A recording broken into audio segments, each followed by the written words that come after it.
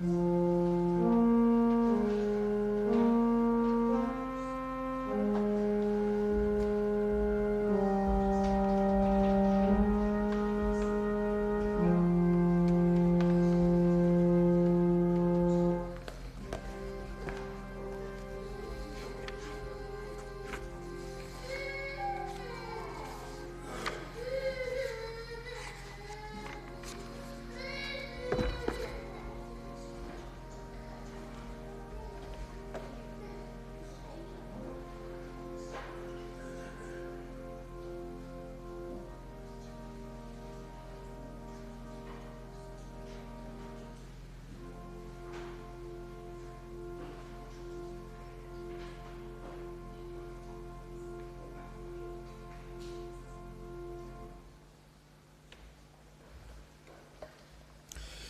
bore da I chi gyd, and croeso i'r oedfa, and of course including those who are listening in on the internet from, I know, all over the world. And we've had a number of notices today. My phone's never been so busy, I don't think, on a Sunday morning, of people who can't come today for very good reason. But we have got people listening in, to my knowledge, well, Marrakesh in one case. Scotland doesn't seem as exotic, but Marrakesh, and New Zealand and Australia, where Marcus and Julie, who came to speak to us from the Mission Aviation Fellowship some time ago. They're both missionaries in Australia, live in Melbourne, and they're also listening in amongst others. So a big welcome to everyone on this lovely morning. Isn't it lovely to be here on this lovely spring morning in God's house and doing what Christians have done since the earliest days, meeting together and benefiting from each other's company and encouragement and strengthening each other, which is what we still do now, almost 2,000 years later.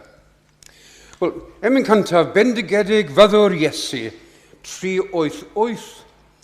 Bendigedig fyddwr Iesu, yr hwn sydd yna'n caru, a'n galw o'r byd a'n prynu, ac yna ei waed a'n golchi, yn iddo hun.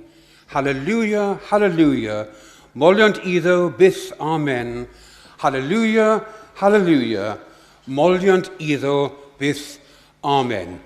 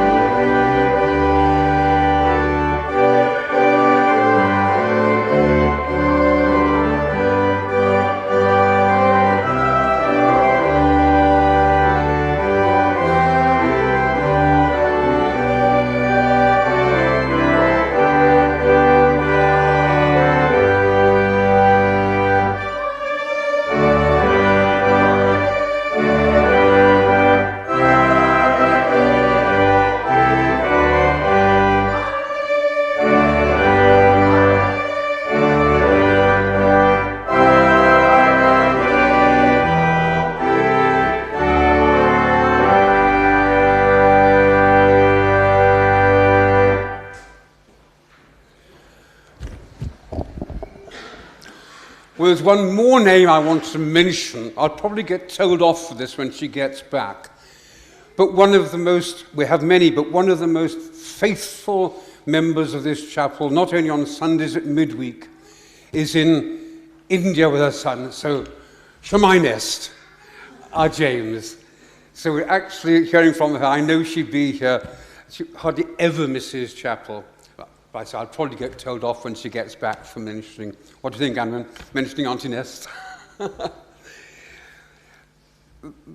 Mae diffiniad yn dod o Ephesiad, and I'm going to call one of our new deacons to read it. Ellen Wynne James has very kindly agreed to read. We have 4 new deacons, as you would have read in the Godlan, and Ellen has very kindly agreed. She's no stranger to this pulpit herself. I'll let her introduce it.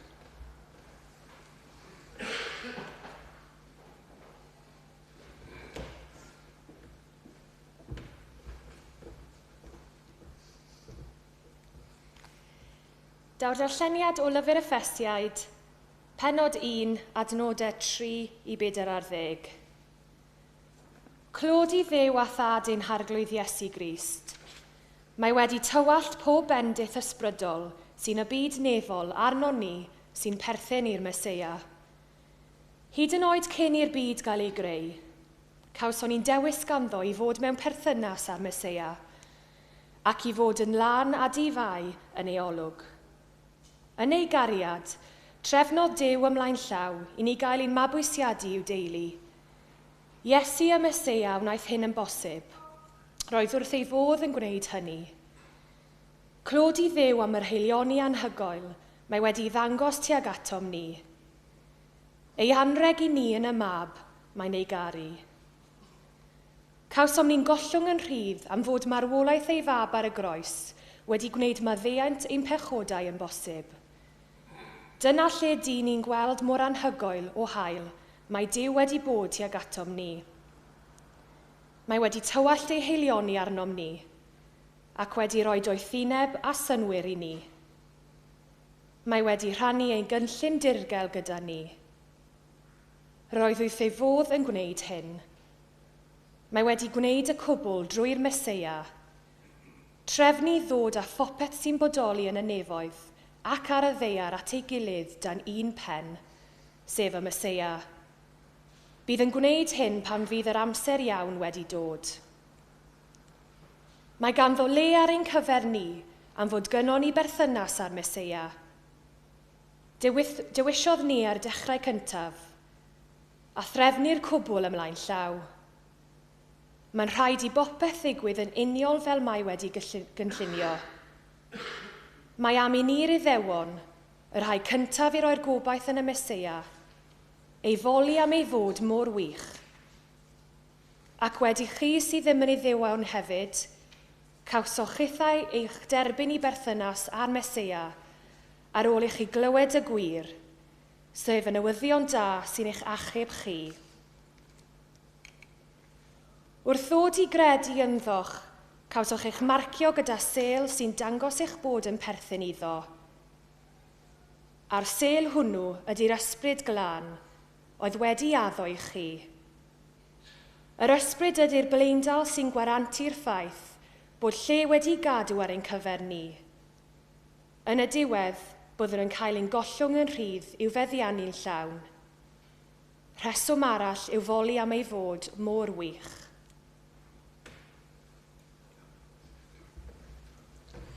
Diolch yn fawr I Ellen. Merch y mans, and it shows, isn't it? The next hymn is one which I didn't know until this week. But there's one person here who heard it the same time as I did. Because I went to see Michael Sheen in our town during the week, and who should be there but one of the great friends of this chapel, Hugh Evans from Sutton, who's a stalwart of Capel Sutton and often joins us for the midweek service and other events. We heard it together, so he would have known it, but it's a lovely hymn. Imin un,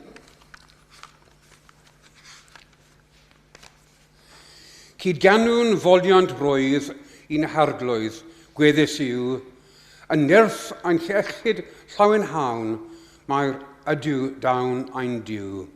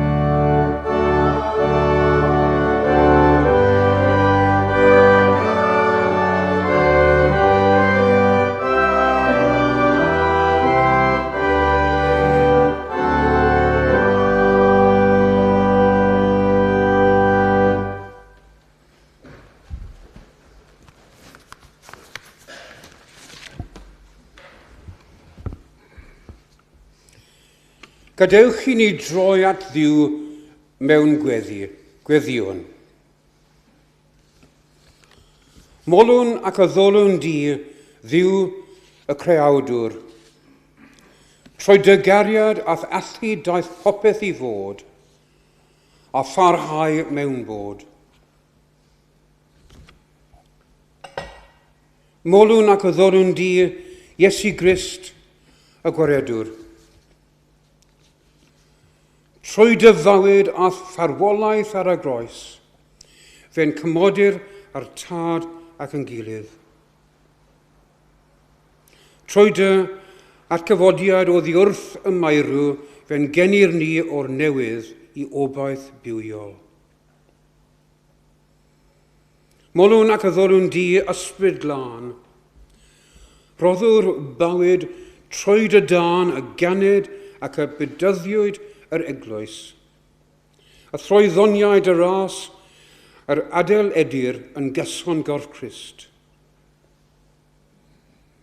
Gyda'r eglwys oll ar y ddaear ac yn y nefoedd, molwn ac addolwn di, dad, mab ac ysbryd glân, un diw am byth.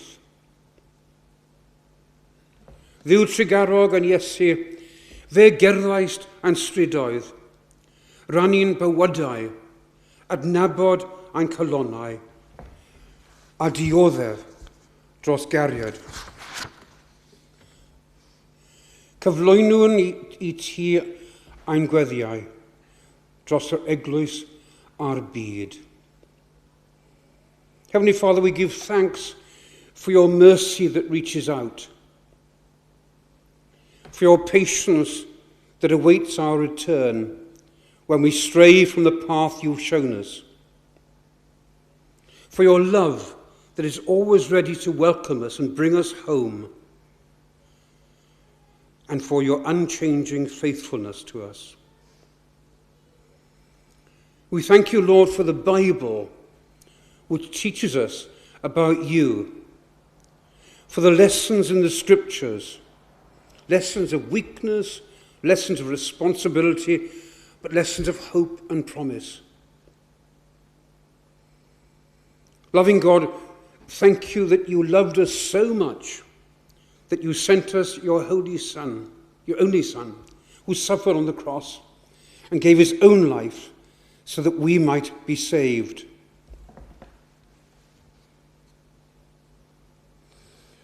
Ac yn olaf, diolch am eich teulu yng Nghrist yma, ac am weinidogaeth Rob.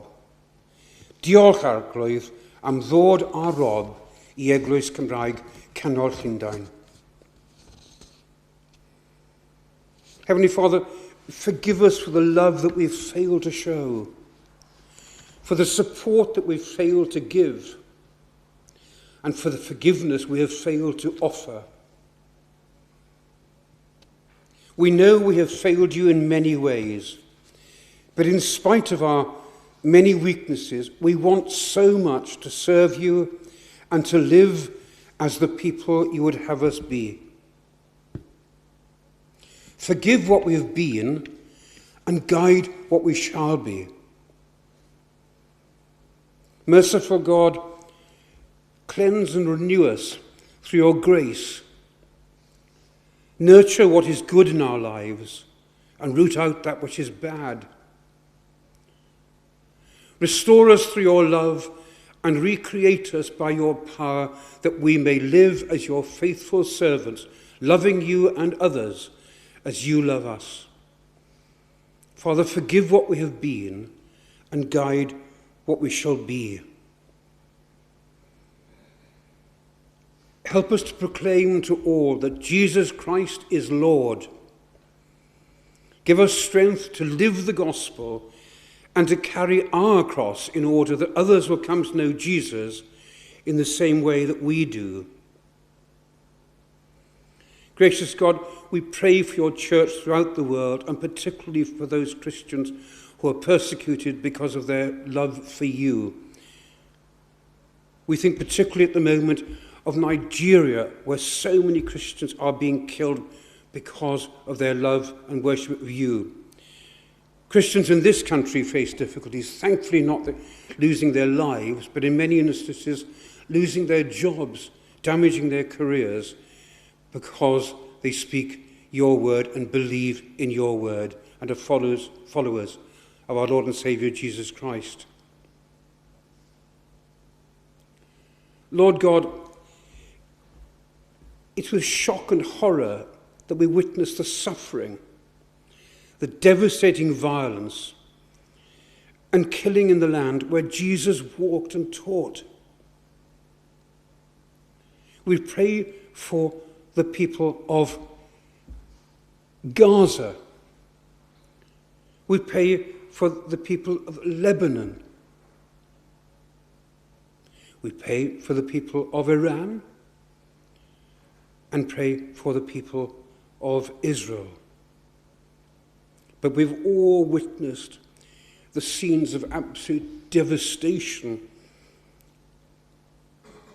Whole areas razed to the ground, so many people killed.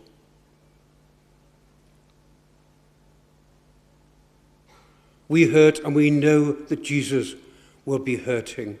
And what is so often called collateral damage, these are real people with real families, real children, killed, maimed, and losing everything, literally everything that they have. If only it's never too late to follow the teaching of our Lord and Saviour, Jesus Christ. We can't help but wonder what would have happened in some parts of the world if people to whom Jesus came had accepted him and his teaching. But it's never too late, and we pray that people will see that killing isn't the answer, and revenge and all the things which Jesus preached against when he was here. We'll pray for the people who are working to build peace, that they may inspire others by their example and be strengthened to carry on even in the hardest times. We thank you, Lord, for surgeons and other doctors, other medics who voluntarily put themselves in danger by going to those places of devastation and using their skills to help, including David Knott, who comes to this chapel regularly but can't be here today. We pray for all people who have been affected by violence as they rebuild their lives, that they may find it in their hearts to move forwards in peace and forgiveness.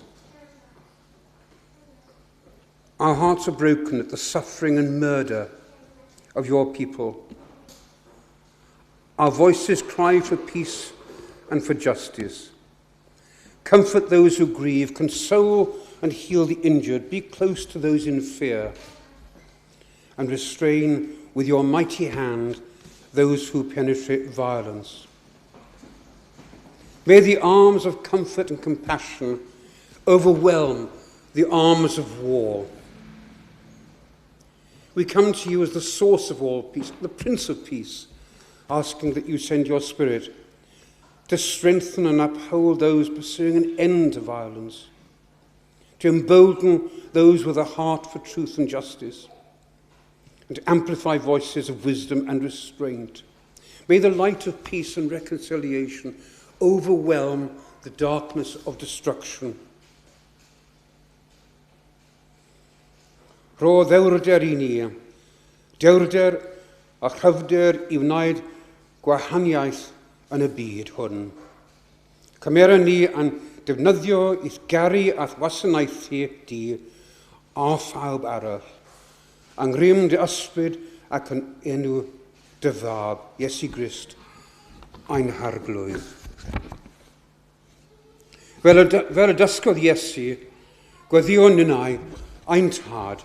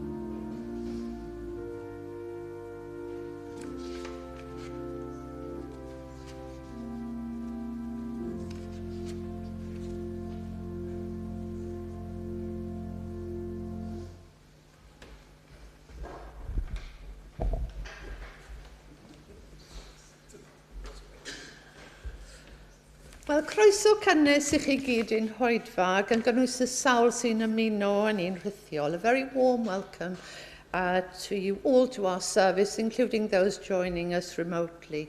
A llawer o ddiolch i'r barnwr Tudor Owen am fod mor barod i arwen yr oedfa bore yma yn absenoldeb ein gweinidog gwadd gwreiddiol ac edrychwn mlaen i wrando ar ei neges i ni.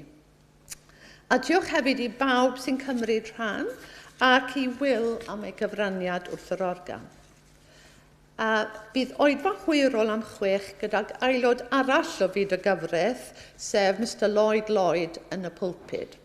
So this Sunday, our services are led by 2 members well known to you all, both legal advocates, Judge Tudor Owen and Mr Lloyd. And we're very grateful to them for being so willing to do so, and we're looking forward to listening to their messages for us.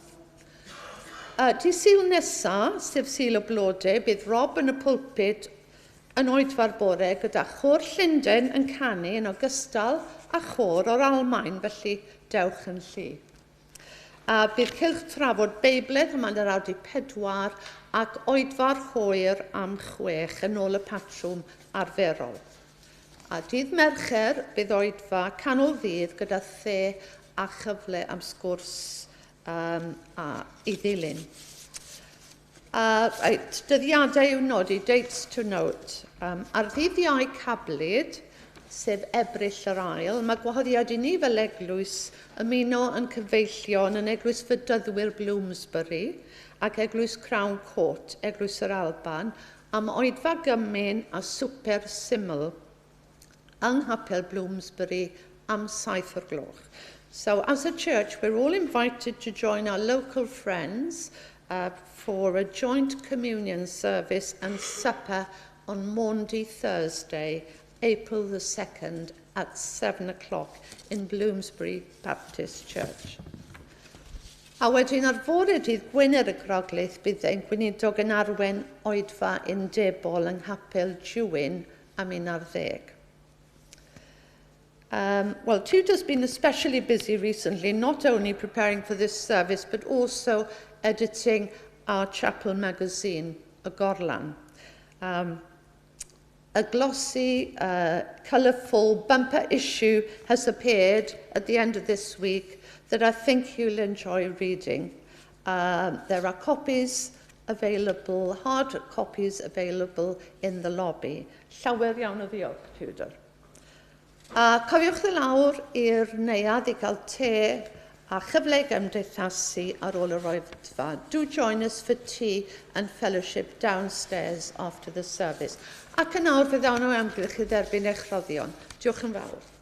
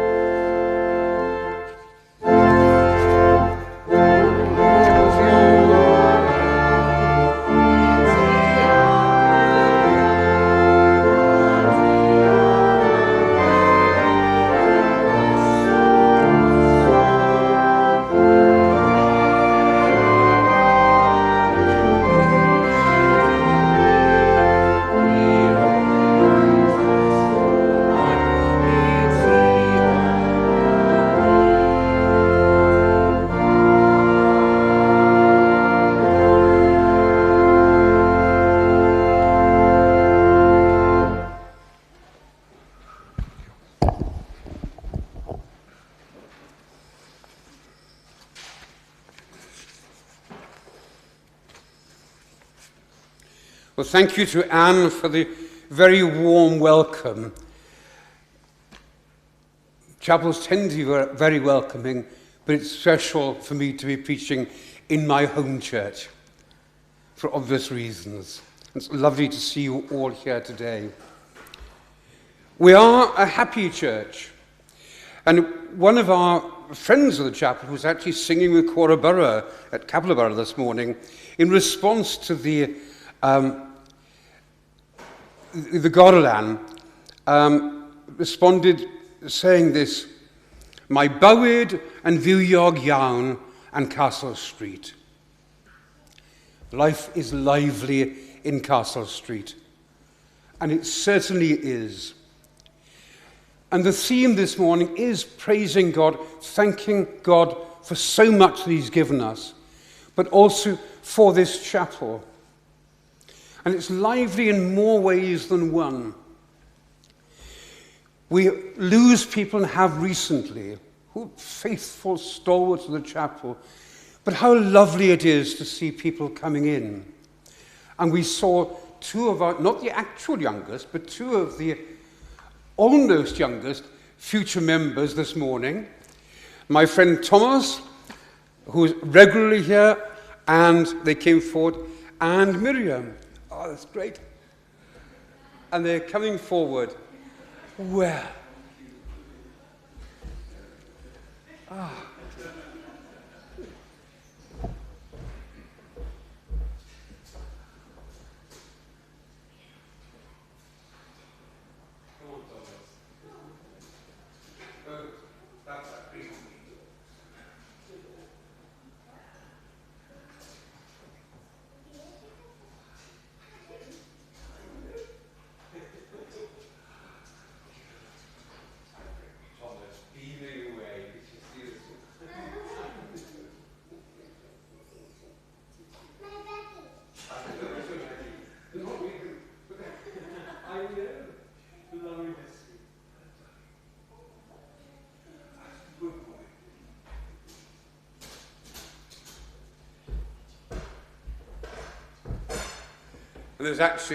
There are lovely photographs of them both in the Gorlan.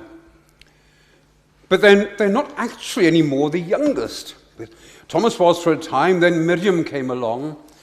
But now they can't be here today. But Llewellyn, who is Sioned and Kerry's little boy, who was born in January, they're in Wales at the moment. And Arthur, who Thomas McCall and Beth's son, who's even younger, but they can't be here this morning. Thomas also is one of the new deacons. So we are a lively and a growing church. We thank God for that we have that lovely atmosphere. I know there's an old saying in the Royal Navy that when there's a good atmosphere on a ship, they say it starts from the top. It depends on the captain. Well, aren't we lucky to have Rob as our minister, who generates a lovely feeling in this chapel and draws people in. But it's lovely to see them and having fun, and it's great, because they are our future. But we give thanks as well, not only for the children, of course, but to their parents. The fact is that young people are bringing their children to chapel. Isn't that lovely? We benefited so much by going to Sunday school, and how lovely it is. And I said I wanted them to come forward so I could mention the children. I actually wanted to mention the parents as well, because how lovely that we still have people who come to chapel and they're both regulars. Oh, and thank you. And Glesley, of course. Oh. Well, that is part of the life of this church. The passage which Ellen read from Ephesians, the Apostle Paul details the immense spiritual blessings that we as believers have in Christ. He expands on it, but it's summed up in the 3rd verse, which I will read in English. Blessed be the God and Father of our Lord Jesus Christ, who has blessed us in Christ with every spiritual blessing in the heavenly realms. He outlines God's sovereign plan choosing believers before creation, adopting us as children. God doesn't just forgive sinners, he brings them into his family, adopts them into his family. Redeeming us through Jesus' blood, the forgiveness of sins, and sealing us with the Holy Spirit as a guarantee of our future inheritance. The expressions in Christ, in him, in the beloved appear 7 times in those verses which Ellen read, emphasizing that all spiritual benefits are accessed only through union with Jesus. And Jesus was very clear. In John 14, verse 6, he said, I am the way and the truth and the life. No one comes to the Father except through me.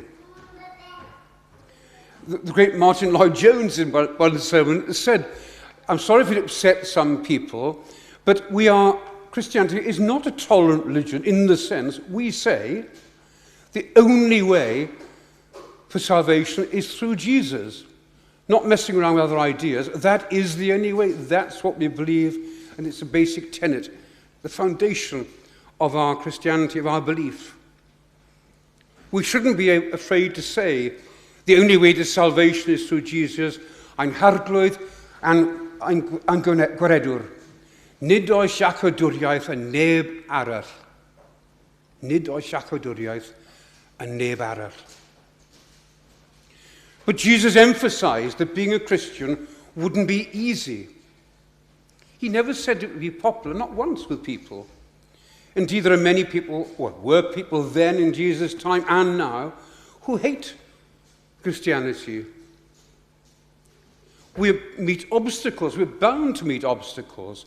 How are we to cope? Again, from a lovely hymn, Paid ag ofni'r anawsterau, paid ag ofni'r brwydrau chwaith, paid ag ofni'r canlyniadau, cred yn niw a gwnaed y waith. Caid y farnu, caid y garu, caid y wawdio lawer gwaith, na ofala ddim am hynny, cred yn niw a gwnaed y waith. Which doesn't that sum up perfectly what we should do? And my first point is that God's promises, God's blessing, are available to anyone who puts their faith and trust in Jesus Christ as our Lord and Saviour.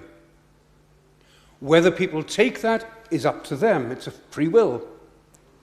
But it is open to everyone. To trust and obey, from that lovely hymn, I think. Trust and obey, for there's no other way. And that hymn highlights that obedience is the result of trust. And walking with the Lord requires both faith and action. We're not required to do anything to get salvation, doing acts or saying the right things and so on. All we do is accept Jesus as Lord and Saviour. We don't get to heaven by good works. We get it by the grace of God. But it doesn't mean that once you say, right, I accept Jesus as my Lord and Saviour, you can then do what you want. Because hopefully it flows from the faith that will affect the way we live. It's not a free pass to do what you want afterwards. God accepts us all as we are.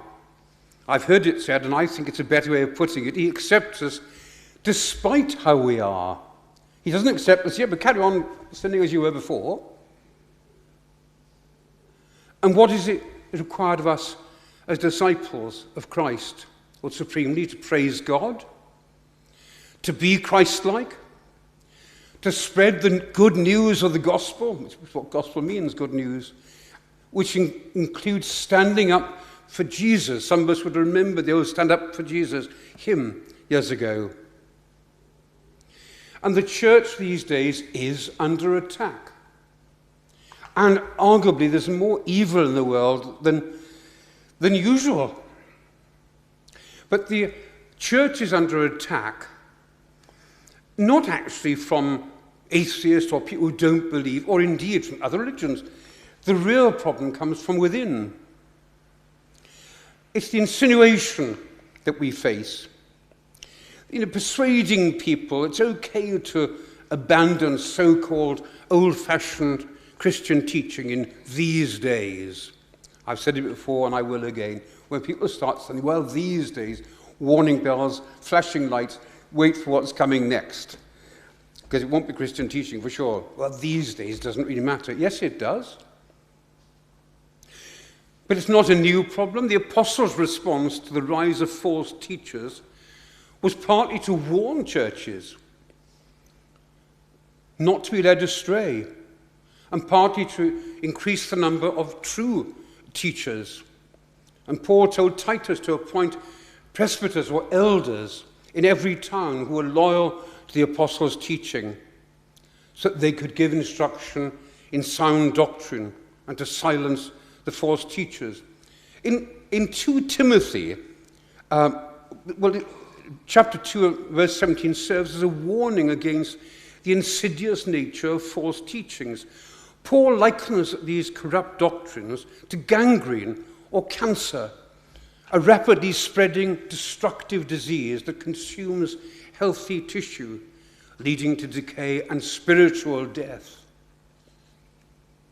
And as his life drew to a close, Joshua appealed to God's people to choose this day who you will serve. That's Joshua 24, verse 15. The choice was between holding fast to the living God or compromise with the pagan cultures around them. There was no third way, and there isn't today. The challenge of the gospel is always the binary choice between life and death, repentance or rebellion, the lie or the truth.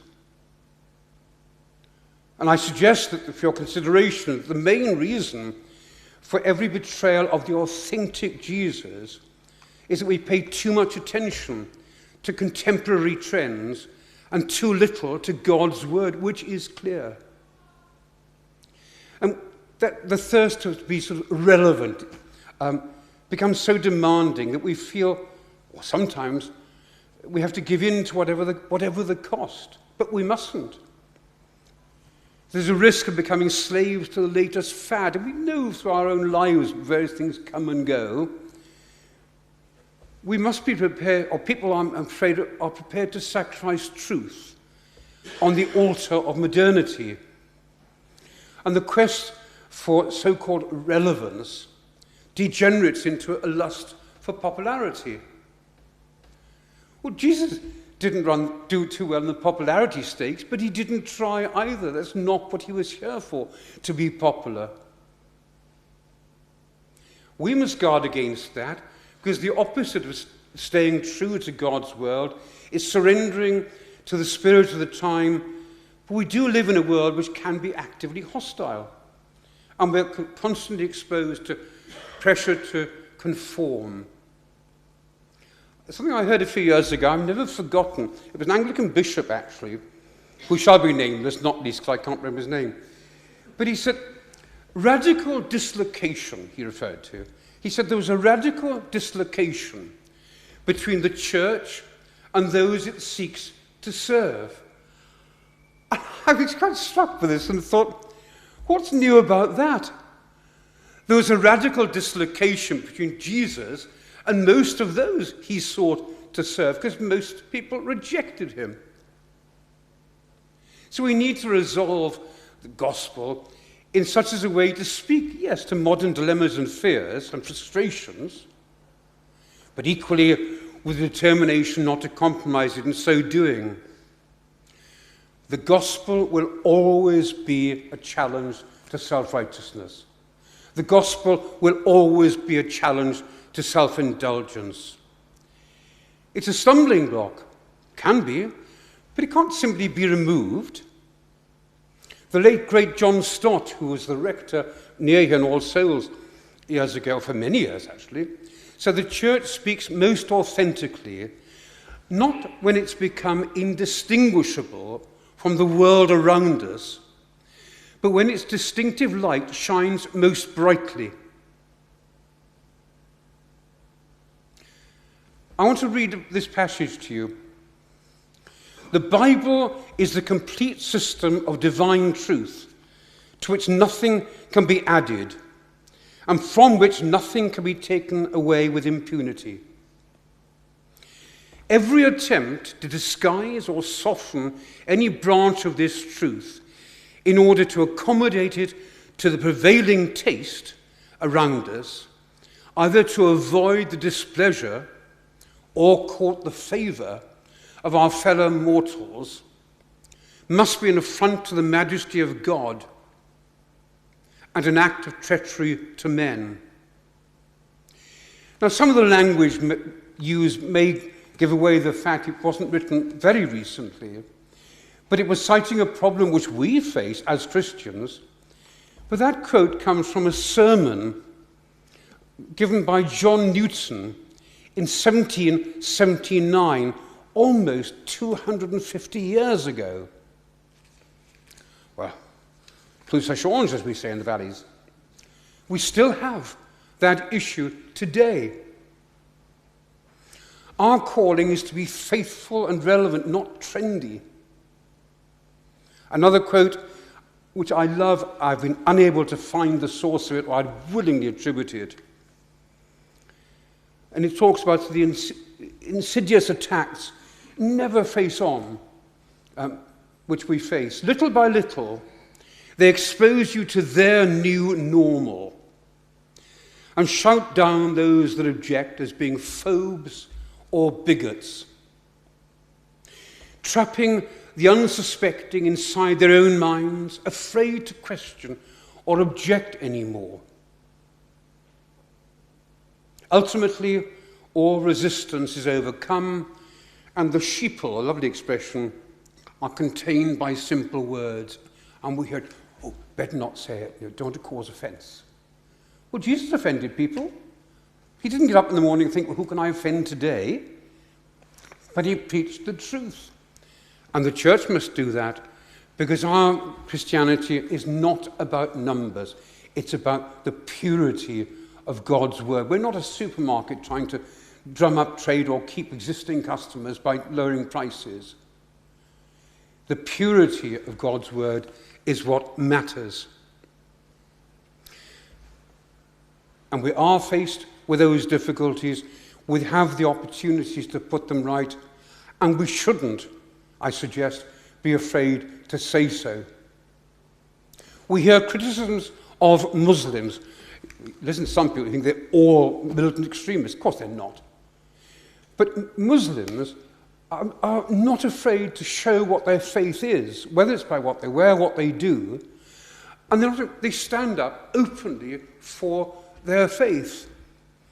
Well, there are some things perhaps we can learn from them, because it's our faith, our belief, and to be able to say so. Sometimes there's a high price involved, sometimes there's not, but we always have the opportunity to do that, not necessarily by words, but also by example, so that people will think, well, that's a Christian thing to do. We've all heard the opposite, haven't we, when people are criticizing someone who's done something wrong, and they say, and he's a Christian, or she's a Christian. Well, we're open to that. It's human nature. But also, we can do kind things and let people think that was a Christian thing to do. Not necessarily important big things. St. David, didn't he, preached, it's the little things. We may not be able to change the world on our own. We obviously can't. But we can change one person's world sometimes by an act of kindness or consideration. And we have that opportunity. And changing one person's world is as important in its own way as trying to change the whole world, which is somewhat more challenging, you may think. But we have those opportunities. Seeing somebody who maybe you can tell they're not quite the usual selves, and asking little things like that, which can make a difference. And also being aware that often the people who come across as being robust, nothing's going to bother them, really, that can often be a front as well for people who are suffering, are struggling underneath, but there's a lot of the bravado of, no, I'm fine, which people do. It's human nature for some of us. I mean, we have people whinge as well, but I mean, for a lot of people, it is a bravado, I'm fine, when they're not. They need checking on. We have those opportunities. And when we've got an opportunity to help somebody, we should take it when we can, because it might be an answer to their prayer, and God is working through us. When we have the opportunity, we should take it, because unbeknown to us, they could have been praying for that very thing to happen. But we have the love of God for our strength. It can be difficult. As our Home Minister often says, house to eat and great is easier said than done very often. But we have a strength in God because we know that nothing can separate us from the love of God. We know that things work together for good. It doesn't mean we won't have problems. The Bible doesn't say everything will be good if we're followers of Jesus. There is suffering, there's heartbreak, there's loss.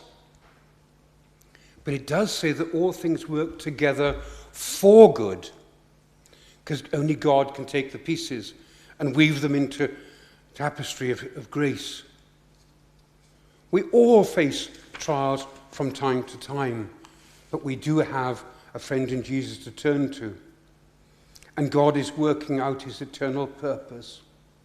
God's ultimate goal is not merely our happiness, it's our holiness. He is shaping us to be like Christ. That is the assurance we've got. That's the security we've got. We have been redeemed. We're used to that expression these days. Often things on the internet do this to redeem the offer. Well, we have the opportunity to take up the offer which comes from Jesus, who has redeemed us and paid the price. And if we're in Christ, we're held with a love that can't be broken. The world may oppose us, our hearts may tremble, but God's love doesn't fail. We have Jesus there. And at this stage, slightly breaking the order, I'd like us to sing the third hymn. And if you know the English words, by all means sing those. Sing what you are happy with. But it's hymn 400. Pedro cant. Iesu yw'r ior, y cread sy'n gyhoeddi. Cans droi a'i nerth, pob tlwyn a fferth, a ddaeth I fod. Iesu yw'r ior, cyfanfydd sy'n mynegu, hael llwyr a ser datganant, mae Iesu yw'r ior. Iesu yw'r ior, Iesu yw'r ior. Canwch ar halleluja I Iesu ein ior.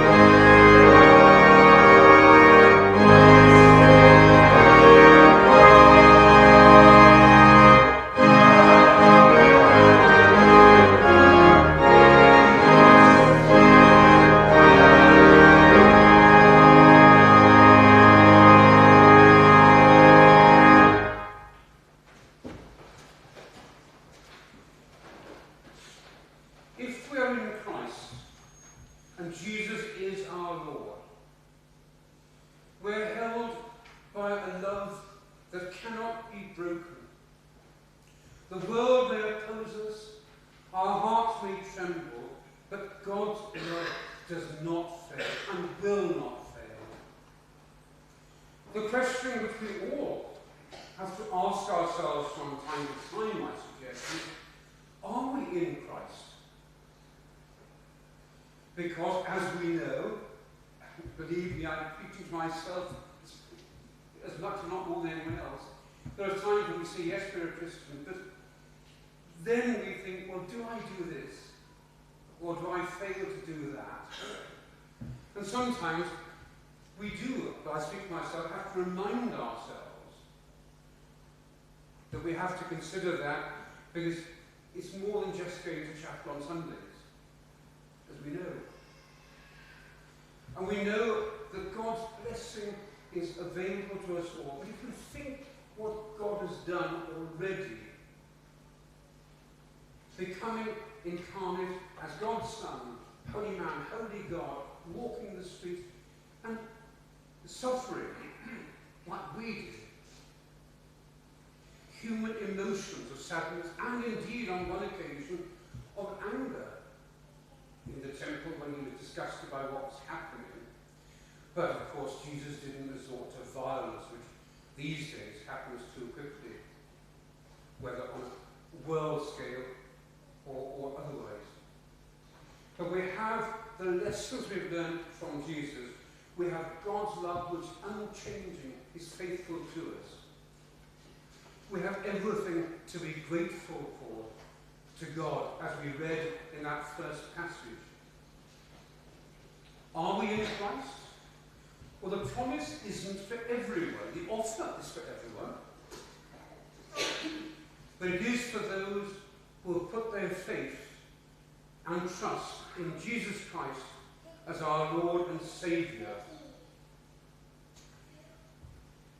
We can come to him as we are, confess our sin, turn from it, and place our faith in the one who died and rose again. And the repentance does mean turn from it. If you remember, Jesus ate with sinners. He didn't sin with them.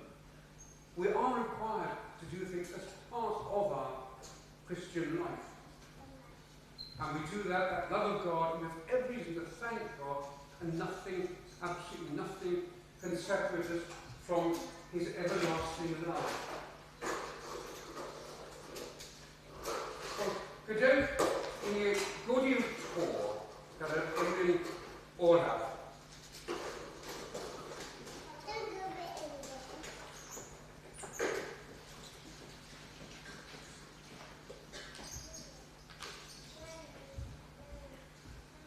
Luke 3.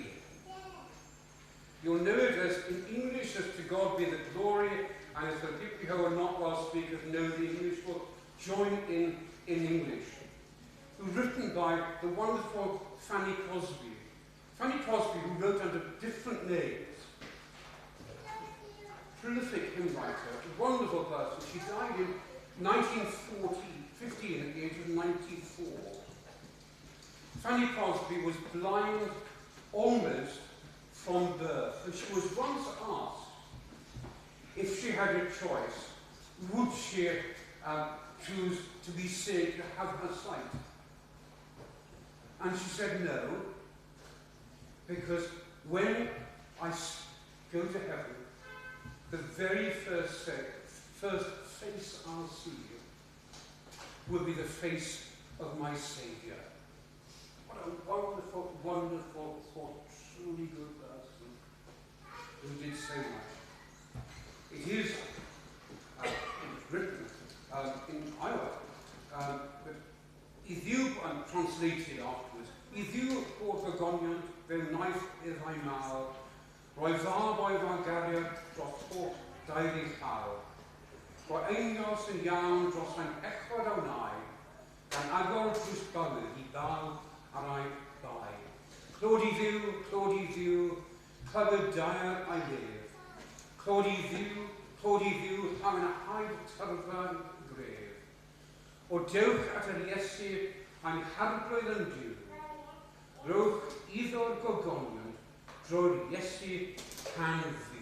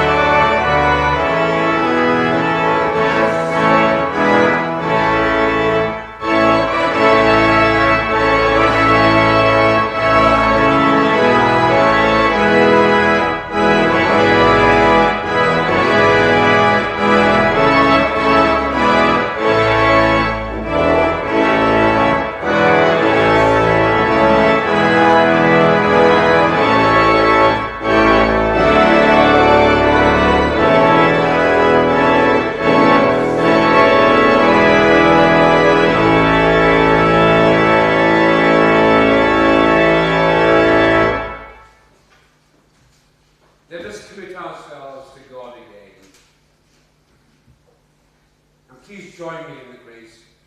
Gras yn harblwydd Iesu Grist, a chariad Diw, a chymdeithas yr ysbryd lan, fyddw gyda ni o'r awr hon hyd yn oes oesoedd. Amen.